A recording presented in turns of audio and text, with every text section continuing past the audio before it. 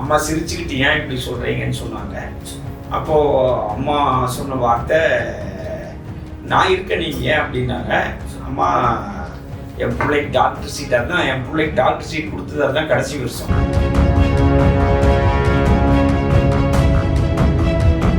மறுபடியும் டிடிவி தினகரன் ஒரு 18 பேர்த்துக்கு பிரித்து கூட்டிகிட்டு போனார்.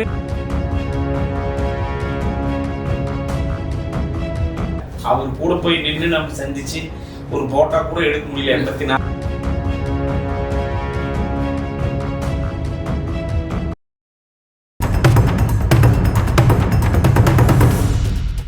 அதிகாரப்பூர்வ நேயர்களுக்கு அனைவருக்கும் வணக்கம். இன்றைய நேர்காணலில் நம்முடன் இணைந்துள்ள சிறப்பு விருந்தினர் அதிமுகவின் முன்னாள் சட்டமன்ற உறுப்பினர் அண்ணன் சு குணசேகரன் அவர்கள் நம்முடன் இருக்கிறார். அண்ணா வணக்கம். அண்ணா எப்படி இருக்கீங்க? நல்லா. இந்த அரசியலுங்கிற இந்த பொது வாழ்க்கைக்குள்ள முதல் நீங்க வந்தது எப்படி அப்படிங்கிறத? நான் 1984 அரசியல் களத்தில் வந்தேன். அப்போது 10th படிச்சுட்டு இருந்தேன். அப்போவே கொஞ்சம் அரசியல் மேலே நாட்டம் உண்டு. இலங்கை தமிழர்கள் பிரச்சனையெல்லாம் நடக்கிற போது மைக் பேசுறதுக்கு இது மாதிரி சிறு வயதிலேயே கலந்துக்கிட்டு மைக் பேசுறதுக்கெல்லாம் போனவேன். +2 பியூர் சயின்ஸ் படித்தேன். அப்போது அதில் நம்மளுக்கு இதாச்சு. அந்த எக்ஸாம்லாம் பார்க்குறப்பெல்லாம் இந்த அரசியல் இது கலந்துக்கிட்டு போயிட்டு இருந்ததுனால கொஞ்சம் சரிவு ஏற்பட்டது. அப்போ புரட்சித் தலைவர் எம்ஜிஆர் மேலே எனக்கு ரொம்ப நாட்டம் உண்டு, புரட்சி எம்ஜிஆர். ஆனால் நான் சிவாஜி ரசிகர். சிவாஜி படத்துக்கெல்லாம் நோட்டீஸ் எல்லாம் கூட சின்ன வயசில் அடித்து இருந்திருக்கோம். ஆனால் அரசியலை பொறுத்த வரைக்கும் புரட்சி தலைவர் எம்ஜிஆர் தான் எனக்கு தலைவருங்கிறதுல மாற்று கருத்து இல்லை. அவர் கூட போய் நின்று நம்ம சந்தித்து ஒரு போட்டா கூட எடுக்க முடியல. 84 தான் வந்தேன்னா 87 ஒரு உயிர் தந்துட்டாரு. அந்த வாய்ப்பு கிடைக்கலனாலும் அவர் மேலே இருக்கிற நாட்டத்தின்படி நம்ம அனைத்து இந்திய அண்ணா திராவிட முன்னேற்ற கழகத்தில் என்னை இணைச்சிட்டு பணியாற்றினேன். அப்புறம் வாலிபாளையத்தில் தான் நம்ம திருப்பூர் மணிமாறன் இருந்தார் எம்எல்ஏவா. அவர் அங்கே வீட்டில் இருக்கிற போது பிடிக்கிற போது எல்லாத்தையும் எனக்கு நல்லா தெரியும். அதனால அப்போ இருந்தேன் நம்ம அதிமுகவில் ஒரு நாட்டம். முதல் நீங்க வெற்றி பெற்று சட்டமன்ற உறுப்பினர் ஆகும்போது உங்களுடைய மனநிலையும் அந்த மகிழ்ச்சியும் எப்படி இருந்தது? அது மகிழ்ச்சி. புரட்சி தலைவி அம்மா நம்மளுக்கு ஒரு வாய்ப்பு கொடுத்துருக்காங்க. அந்த வாய்ப்பின் அடிப்படையில் நம்மளுக்கு ஒரு சட்டமன்ற உறுப்பினராக திருப்பூர் தெற்கு தொகுதி மக்கள் வாக்களித்து ஓட்டு போட்டு நம்ம வெற்றி பெறோங்கிறது ஒரு பெரிய வாய்ப்பு. ஒரு சாதாரண ஏழை குடும்பத்தில் பிறந்தவன். எனக்குன்னு ஒரு பின்பலம்லாம் எங்கள் அப்பா அரசியல் இருந்தார், எங்கள் அப்பா பெரிய வசதி படைத்தவர் அப்படிலாம் இல்லை. ஒரு சாதாரணமாக ஒரு கோயில் வேலை செஞ்சுட்டு இருந்தாங்க எங்கள் அம்மா. சாதாரணமாக இருந்த ஒரு ஏழை குடும்பத்திலிருந்து நான் இன்னைக்கு இந்த ஒரு வாய்ப்பில் வந்தது அது புரட்சி தலைவி அம்மா எனக்கு கொடுத்த அங்கீகாரம். இன்னைக்கு வரைக்கும் புரட்சி தலைவி அம்மாவுக்கும் என்னை ஈண்டெடுத்த தாய்க்கும் நான் நன்றியோடு இருக்கிறதுக்கு, இந்த கட்சிக்கு விசுவாசமாக என்ற உயிருள்ள வரைக்கும் இருக்கணுங்கிறதுல ரொம்ப தெளிவாக இருக்கேன். என்ன காரணம்னு கேட்டால், நான் 96 கவுன்சிலர் தேர்தலுக்கு போட்டியிட்டேன் வாலிபாளையத்தில். சரி. அப்போது 96 போட்டியிடுற போது தமிழ்நாடு முழுவதும் பார்த்தா அந்த பிரச்சனையே இந்த எல்லாம் அந்த ஒட்டியானமெல்லாம் போட்டுட்டு போன டைமு. சரி. அப்போது நம்ம கட்சியை பற்றி சொன்னாவே எல்லாருமே அதிமுக ஏன் போய் நிற்கிறீங்கன்னு கேட்குற மாதிரி ஒரு சூழ்நிலை. அப்போது என்னுடைய நண்பர்கள் வாலிபாலத்தில் இருக்கிறவங்கெல்லாம், தம்பி நீங்கள் சுயேட்சையாக நின்னா கூட நல்லா இருக்கும், ஏன் இன்னைக்கு அதிமுக நல்ல பேர் இல்லை, வேண்டாமே அப்படின்னு சொல்லி சொன்னாங்க. நான் அப்போது உங்ககிட்ட சொன்ன ஒரு வார்த்தை, புரட்சி தலைவர் எம்ஜிஆர் மேலே பற்று கொண்டு போனவனான ஒரு ஏழை குடும்பத்தில் பிறந்து இன்னைக்கு அந்த கட்சியில் ரெட்டலை சின்னத்தில் எனக்கு ஓட்டு போடுங்கன்னு கேட்கறதுக்கு ஒரு வாய்ப்பு கிடைச்சிருக்குன்னா இதுதான் எனக்கு ஒரு பெரிய பாக்கியமாக நான் கருதுறேன். அதனால ஒன்றும் கவலை இல்லை, கட்சி தான் முக்கியம். வெற்றி பெறதுங்கிறது அவசியம் இல்லை, பார்க்கலாம் மக்கள் எப்படி ஆதரவு கொடுக்குறாங்கன்னு சொல்லி போனேன். அப்போது 96 2 கவுன்சிலர் தான் நம்ம அதிமுக ஜெயிச்சாங்க. நான் 2 சுற்று வாக்குகள் எண்ணிக்கையில் முன்னணியில் இருந்தேன். ஒரு சுற்றுல தான் கடைசியில் அந்த குமரன் சிலைக்கு பின்னால் இருக்கக்கூடிய ஒரு வீதியில தான் திமுக ஆட்சியில் இருக்குது. திமுக தான் மேயராக சேர்மனாக வருவாங்க. அதனால நீங்கள் அவங்களுக்கு ஓட்டு போட்டால் தான் போட முடியும்ட்டு ஒட்டுக்கா ஒரு பல்கான ஓட்டு திமுக சென்றதுனால 63 ஓட்டு வித்தியாசத்தில் நான் அன்னைக்கு தோல்வி அடைஞ்சேன் 96. அதே 2001 தேர்தலில் 388 ஓட்டு வித்தியாசத்தில் மீண்டும் இரட்டை இலையில புரட்சி தலைவி அம்மா வாய்ப்பு கொடுத்து வெற்றி பெற்றேன். அந்த 5 வருஷமும் திருப்பூர் நகராட்சியில் எதிர்கட்சி தலைவராக இருந்தேன். முதல் தடவையாக வெற்றி பெற்று போகிறேன். அப்போது எனக்கு முன்னால் வெற்றி விட்டவங்க 4 தடவை 5 தடவை ஜெயிச்சவங்கெல்லாம் கூட இருக்காங்க. ஆனாலும் கட்சி என்னைய கட்சியினுடைய எதிர்கட்சி தலைவராக அறிவித்து நான் போய் குழு தலைவராக இருந்து பணியாற்றினேன். அப்போது திருப்பூர் நகராட்சியில் அதிமுகவினுடைய குரல் ஒழிக்கிறதுக்கு விசைத்தறி பழனிசாமி சேர்மன். அப்போது நம்மளுடைய குரல் ஒழிக்கிற அளவுக்கு ஓங்கி ஒழிச்சு நம்மளுடைய கடமையை பணியாற்றணும். 2006 வரும்போது பெண்கள் வாடாயிடுச்சு. அப்போது சில பேர்லாம் வந்து வார்டு மாறி நின்னாங்க. ஆனால் நான் வந்து ஒரே வார்த்தை வேண்டாம் அப்படின்னு விட்டுட்டேன். அரசு கட்சி பணி பார்க்கலான்னு. அப்போது அங்கே இருக்கிற மக்கள் எல்லாம் என்கிட்ட அண்ணா அக்காவை நிறுத்தலாண்ணா அப்படின்னு என்கிட்ட சொன்னாங்க. வேண்டாம், அரசியலே தெரியாது எங்கள் வீட்டில். அப்புறம் நான் அரசியல் வாரிசு அரசியல் உருவாக்குற மாதிரி நான் எனக்கு பின்னால் மனைவின்னு சொல்கிற மாதிரி வரக்கூடாது, வேண்டாம் அப்படின்னு சொன்னேன். மறுபடியும் லேடிஸ் எல்லாம் என்கிட்ட வீட்டில் வந்து பார்த்து ரொம்ப வற்புறுத்தி நிறுத்தினாங்க. அப்போது மக்கள்கிட்ட போய் நான் கேட்டதே வந்து, நான் உங்களுக்காக வேலை செஞ்சு இந்த 5 வருஷமாக பணியாற்றிருக்கேன். 96 63 ஓட்டில் தோத்தேன். 2001 என்னைய 388 ஓட்டு வித்தியாசத்தில் ஜெயிக்க வச்சிருக்கீங்க. இப்போ பெண்கள் தொகுதி ஆனதுனால நான் வந்து வீட்டில் நிறுத்த வேண்டிய உங்களுடைய கோரிக்கைக்காக நிறுத்துறேன்.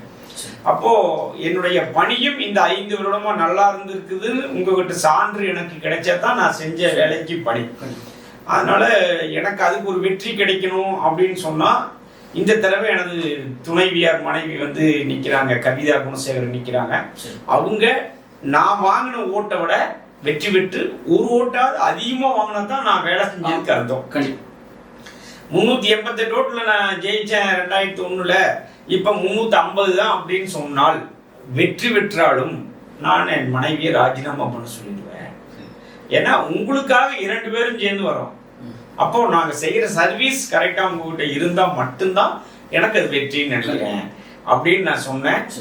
அந்த நேரத்தில் மக்கள் எனக்கு வந்து 500 சில்லற ஓட்டு அதிகம் போட்டு என்னுடைய மனைவி கவிதா குணசேகரனை வெற்றி வர வைத்தார்கள். 2006 2011 வரைக்கும் கவுன்சிலர் வீட்டில் நான் அரசியல் பணி மட்டும் பார்த்துட்டு இருந்தேன். 2011 மீண்டும் அம்மா அவர்கள் முதலமைச்சர் ஆகிறாங்க. ஆளுங்கட்சி அதிமுக வருது. அப்போ நண்பர் முன்னாள் அமைச்சர் ஆனந்தன் அவரும் நானும் நீண்ட கால நெடிய நண்பர். அவரு நானும் சேர்ந்து அரசியல் பயணிச்சுட்டு இருந்தோம். அப்போ அவர் பணி செஞ்சு அவர் சட்டமன்ற உறுப்பினராக பணி செஞ்சுட்டு இருந்தார். நான் என்னுடைய நட்பு ரீதியாக அவர் கூட இருந்தோம். அப்போ நானும் நகர செயலாளர், அவர் நான் நகர துணை செயலாளர். அப்போ அம்மா எனக்கு ஒரு துணை மேயர் ஆகிறதுக்கு ஒரு வாய்ப்பு கொடுத்தாங்க. அதனால 2011 துணை மேயர் ஆனேன். 2016 சட்டமன்ற உறுப்பினராக அம்மா நேர்காணலில் செலக்ட் பண்ணாங்க. நேர்காணலில் அம்மா கூப்பிட்றப்ப அம்மாட்ட வந்து எனக்கு நீங்கள் கூப்பிட்டு பேசுனதே மகிழ்ச்சிங்கம்மான்னு சொன்னேன். சாகிற வரைக்கும் என் குடும்பம் அம்மாவுக்கு நன்றிகரமாக இருக்குன்னு சொன்னேன். அம்மா சிரிச்சுக்கிட்டு ஏன் இப்படி சொல்கிறீங்கன்னு சொன்னாங்க. அப்போது அம்மா சொன்ன வார்த்தை, நான் இருக்கேன் நீங்கள் ஏன் அப்படின்னாங்க. அம்மா என் பிள்ளைக்கு டாக்டர் சீட், அதுதான் என் பிள்ளைக்கு டாக்டர் சீட் கொடுத்தது, அதுதான் கடைசி வருஷம். அதுக்கப்புறம் நீட் வந்துருச்சு. அம்மா தான் என் பொண்ணுக்கு டாக்டர் சீட் கொடுத்தாங்க. ஆனால் பிள்ளைக்கு நீட் இல்லாமல் அம்மா கொடுத்த சீட்டுக்கு அம்மாட்ட நன்றி சொல்லி எந்திரிச்சு சாகிற வரைக்கும் நானே என் குடும்பம் நன்றி கடன் பட்டிருப்போமான்னு சொன்னேன். அப்போ அம்மா நான் இருக்கேன், ஏன் கவலைப்படு, படிக்கவை நான் பார்த்துக்கிறேன் அப்படின்னு ஒரு தைரியம் கொடுத்தாங்க. இன்னைக்கு அந்த தாய் இல்லை என்றாலும் இன்னைக்கு அந்த தாயை நினைவு கூறத்தக்க வகையில் என்னுடைய பிள்ளை இன்னைக்கு மருத்துவ படிப்பு முடிச்சிட்டாங்கிறதே எனக்கு என் தாய் போட்ட பிச்சை. அதனால் இந்த கட்சிக்கு நான் முழு விசுவாசமாகவும் நன்றியுடையவனாக இருக்கணும் அப்படிங்கிறதான் இருக்கிறேன். 2016 சட்டமன்ற உறுப்பினராக தேர்ந்தெடுக்கப்பட்டேன். 17,000 வாக்குகள் 16,900 வாக்குகள் வித்தியாசத்தில் வெற்றி பெற்றேன். வெற்றி பெற்று நான் நம்ம பணியில் இருந்தேன். அப்போது மாற்றுத் தலைவராக கூட ஒரு சாதாரண ஏழை குடும்பத்தில் இருந்தவனை 5 பேர் மாற்றுத் தலைவராக தேர்ந்தெடுப்பாங்க. அந்த மாற்றுத் தலைவர்ல நானும் ஒருத்தன் 5 வருஷம் இருந்தேன். ஒரு அரை மணி நேரம் சபாநாயகர் சீட்லயும் உட்காந்து நம்மளுக்கு வாய்ப்பு கொடுத்தாங்க. இதெல்லாம் புரட்சி தலைவிங்கிற தாய் கொடுத்த இதுதான். நம்ம கட்சிக்கு அர்ப்பணிப்போட இருக்கிற வேலை செய்யறவங்க, கட்சிக்கு உண்மையா வேலை செய்யக்கூடியவங்க, கட்சியே உயிர் மூச்சு, அம்மாவே தெய்வம், புரட்சி தலைவரே தெய்வம்னு நினைச்சு இந்த கட்சிக்கு பாடுபட்டால் நிச்சயமாக அவர்கள் மேல எந்த பொறுப்புக்கும் வர முடியும்னு நிரூபிக்கக்கூடிய ஒரே இயக்கம் அனைத்து இந்திய அண்ணா திராவிட முன்னேற்ற கழகம் தான். அப்படிங்கிறதுக்கு சாதாரண எத்தனையோ பேர் உதாரணங்கள் இருக்கிறாங்க. எல்லாரும் உதாரணங்களா வாழ்ந்தாலும் நானும் ஒரு உதாரணம். இன்னைக்கு நம்ம பொதுச் செயலாளர் புரட்சி தமிழர் அண்ணா எடப்பாடியார் இன்னைக்கு ஒரு முதலமைச்சராகவே வந்திருக்காருன்னா அது பெரிய பாக்கியம். அவர் 4.5 வருஷமும் இன்னைக்கு இந்த கட்சியில் இருந்திருக்கிறாரு, நல்லபடியா பண்ணியிருக்காரு, ஆட்சி செஞ்சிருக்காரு. அப்படின்னு சொன்னா அவர் ஒரு கிளை செயலாளராக இருந்து, ஒரு விவசாயியா இருந்து, நகர செயலாளராகி, மாவட்ட செயலாளராகி, கொள்கை பரப்பு துணை செயலாளராகி, அமைச்சராகி, ஒரு முதலமைச்சராகி, இன்னைக்கு கட்சியினுடைய பொதுச் செயலாளராக காலம் கொடுத்த கொடை. இன்னைக்கு அப்படி ஒரு பெரிய தலைவர் இந்த அதிமுக கிடைக்கலன்னா, அம்மா சொல்லிட்டு போன வார்த்தை, எனக்கு பிறகும் இந்த இயக்கம் 100 ஆண்டுகள் வாழும்னு சொல்லிட்டு போனாங்க அம்மா. புரட்சி தலைவர் எம்ஜிஆர் அதே வார்த்தையை சொல்லிட்டு போனாங்க. புரட்சி தலைவர் எம்ஜிஆர்கிட்டையும் ஆங்கில பத்திரிகையில நாளேட்டில் ஒரு பத்திரிகை நிருபர் கேட்கிறாரு, இந்த கட்சிக்கு யாரு அடுத்த தலைவர்னு கேட்குறாங்க. அது கட்சி தான் முடிவு செய்யும்னு சொன்ன தலைவர் புரட்சி தலைவர் எம்ஜிஆர். இதெல்லாம் வரலாறு, யாருனாலையும் அழிக்கவே முடியாத வரலாறு. ஏன்னா அவரும் சொன்னார், இந்த கட்சி எனக்கு பிறகு பல்லாண்டு இருக்குன்னு சொன்னார். அவர் இவர் தான் எனக்கு வாரிசுன்னு அடையாளம் காட்டல. ஆனா புரட்சி தலைவி அம்மாவை அதிமுகவினுடைய தொண்டர்களும் ஏற்றுக்கொண்டார்கள், தமிழ்நாட்டு மக்களும் ஏற்றுக்கொண்டார்கள். வரலாறு வெற்றியை கொடுத்தாங்க, மக்களுக்கு நல்லாட்சியை செய்தாங்க. அதுக்கு பிறகு புரட்சி தலைவி அம்மா அவர்கள் மறைந்து பிறகு புரட்சி தமிழர் எடப்பாடியார் வந்தாரு. இன்னைக்கு எத்தனையோ போராட்டங்கள், 4.5 ஆண்டு காலமும் அவருக்கு படாத சித்திரவதைகள் கிடையாது. வெறும் ஒரு 4 எம்எல்ஏ தான் நாங்கள் அதிகமாக இருந்தோம். ஓபிஎஸ் அப்பவே 12-13 பேர்த்தோட இருக்கு, 11 பேர்த்தோட எதிர்ப்பாளராக போயிட்டு மறுபடியும் ஜாயின் ஆனார். அப்போ அப்படி இருந்தும் நாங்கள் பண்ணிட்டு இருந்தோம். மறுபடியும் டிடிவி தினகரன் ஒரு 18 பேர்த்துக்கு பிரிச்சு கூட்டிட்டு போனாரு. அத்தனை சிரமம். எல்லா கட்சியும் திமுக ஒரு பக்கம் போராட்டம், மற்ற சங்கங்கள்லாம் போராட்டம், இப்படி இத்தனையும் போராட்டத்தை தாங்கி உலகத்திலேயே வராத நோய் கொரோனா. அந்த நேரத்தில் கொரோனா அண்ணா ஆட்சியில் வருது. அப்படி இருக்கிற சூழ்நிலையில் சிறந்தது ஒரு ஆட்சி கொடுத்தாரு. அம்மா கொடுத்துட்டு போன திட்டங்களை எதையும் விடல. அத்தனை திட்டங்களையும் இன்னைக்கு தாலிக்கு தங்க திட்டம் இருக்குது, அதை இன்னைக்கு திமுக நிறுத்திடுச்சு. கரெக்டுங்களா? இன்னைக்கு அந்த தாலிக்கு தங்க திட்டத்தில் பட்டப்படிப்பு படித்தவர்களுக்கு 50,000 ரூபா பணமும் 1 பவுன் தாலியும் கொடுத்துட்டு இருந்தாங்க அம்மா. இன்னைக்கு அதே திட்டத்தை புதுமை பெண் திட்டம்னு சொல்லி இன்றைய முதலமைச்சர் அறிவிச்சிருக்காரு. பாராட்டுகள், தப்பில்லை. அதுக்கு நீங்கள் இந்த புதுமை பெண் திட்டத்தையும் வைங்க, அம்மா கொடுத்த திட்டம் தாலிக்கு தங்க திட்டத்தையும் இருக்கலாம், அதை ஏன் எடுத்தீங்க? சரி, அதுதான் எங்களுடைய கேள்வி. இப்போ நான் ஒரு வறுமை கோட்டு கீழே இருக்கிற ஒரு கல்யாணத்துக்கு போனால் அந்த பிள்ளைக்கு நான் கல்யாணத்துக்கு வாங்கி கொடுத்தா இன்றைக்கி 1 லட்ச ரூபா 1 பவுன் தங்கம் 60,000 ரூபாய் பக்கத்தில் வந்துருச்சு. அதுக்கு 60,000 வரும். பட்டப்படிப்பு படிச்சிருந்தா 50,000 கிடைக்கும், 1,10,000 ரூபா கிடைக்கும். இன்னைக்கு அதை விடுத்து அதை நிறுத்திட்டு புதுமை பெண் திட்டம்னு என்ன சொல்றீங்க? 3 வருஷம் அரசு கல்லூரியில் படிக்கிற மாணவிகளுக்கு மாதம் 1000 ரூபாய் கொடுக்கப்படுங்கிறீங்க. கரெக்டா? 12 மாதம் 3 வருஷத்துக்கு 36,000 தானே வருது. அப்போ இது ஒரு திட்டமா? இந்த திட்டத்தை நிறுத்திட்டு இந்த திட்டத்தை கொடுக்கறதுனால நீங்கள் சிறந்த ஆட்சி செய்கிறத நாங்கள் ஏற்றுக்கொள்ள முடியுமா? நாங்கள் முதலமைச்சர் கேட்குறதெல்லாம் தாலிக்கு தங்க திட்டமும் இருந்திருக்கணும், புதுமை பெண் திட்டமும் இருந்திருக்கணும். இருந்திருந்தா நாங்களும் சேர்ந்து பாராட்டுவோம். கரெக்டுங்களா? அதையை விட்டுட்டு நாம் இன்னைக்கு போய் நின்றுட்டு புதுமை பெண் திட்டம் நான் மகளிருக்கு அதிகமாக செஞ்சிட்டோம்னு சொல்கிறது இன்னைக்கு தாலிக்கு தங்க திட்டம் இல்லை. ஆனால் இவ்வளவு கஷ்டத்துலேயும் ஒரு பக்கம் மத்திய அரசினுடைய நெருக்கடி, ஜல்லிக்கட்டு பிரச்சனை நாங்கள் இருக்கிற போது தான் வந்தது, அதையும் சமாளித்தோம். பெரும் புயல்களெல்லாம் நாங்கள் இருக்கிற போது தான் வந்துச்சு, அதையும் சமாளித்தார். அத்தனையும் ஒரு 4.5 ஆண்டில் மீண்டும் ஒரு காமராஜராக உருவெடுத்து ஒரு நல்லாட்சி செய்து தமிழக மக்களை எந்த விதமான வரி உயர்வும் போடாமல், வீட்டு வரி ஏற்றலை, தண்ணி வரி ஏற்றலை, குப்பை வரி போடலை, அத்தனையும் போடாமல், பத்திரப்பதிவு கட்டண ஏற்றலை, பால் விலை ஏற்றல, மின்சார கட்டணத்தை ஏற்றல, அம்மா கொடுத்த 100 யூனிட் இலவச மின்சாரத்தையும் கொடுத்தாரு. இப்படி அத்தனையும் மக்களுக்காகவே பார்த்து பார்த்து இருந்த இயக்கம் அதிமுக. புரட்சித் தலைவர் எம்ஜிஆரும் புரட்சித் தலைவி அம்மா அவர்களும் உருவாக்கிவிட்ட இந்த கட்சியை ஒரு குண்டு மணி கூட பாதிப்பு இல்லாமல் அண்ணன் புரட்சி தமிழர் எடப்பாடியார் சிறந்ததொரு ஆட்சியை 4.5 ஆண்டு காலம் கொடுத்தாரு. வெறும் 2 லட்சம் ஓட்டில் தான் நாங்கள் ஆட்சி தவற விட்டோம். அது எல்லா கட்சியும் சேர்ந்து 10 வருஷமாக இருந்த எதிர்ப்பு அது இதுன்னு சொல்லி தேவையில்லாமல் விவசாயிகளுக்கு 12,110 கோடி ரூபா பயிர்க்கடன் தள்ளுபடி பண்ணது இந்தியாவிலேயே எந்த மாநிலத்திலும் கிடையாது. கொரோனா டைமில் 10 மாதமும் ரேஷன் கடையில் அரிசி, பருப்பு, சர்க்கரை, சீமெண்ணெய் இத்தனையும் கொடுத்தது எங்கேயுமே கிடையாது. பொங்கலுக்கு 2,500 ரூபா கொடுத்தது எங்கேயுமே கிடையாது. கொரோனாவுக்கு 1000 கொடுத்தாரு, அதுவும் பொங்கலுக்கு 2,500 ரூபா கொடுத்தாரு. இப்படி நிறைய இது அம்மா மினி கிளினிக்கு நீங்கள் ஒரு சின்ன 50 இதுக்கு போனீங்கன்னா ஒரு ஊசி போட்டு வரலாம், 500 ரூபா கூட செலவு பண்ணாத மக்களை பார்த்துட்டாரு.